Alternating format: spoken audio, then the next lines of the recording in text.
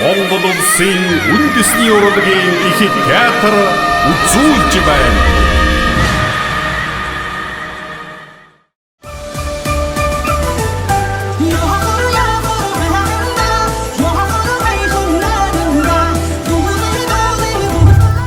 Үндэсний урлагийн их театрын 70 жилийн он баярын мэндийг бүх уран бүтээлч та бүхэндээ хүргье.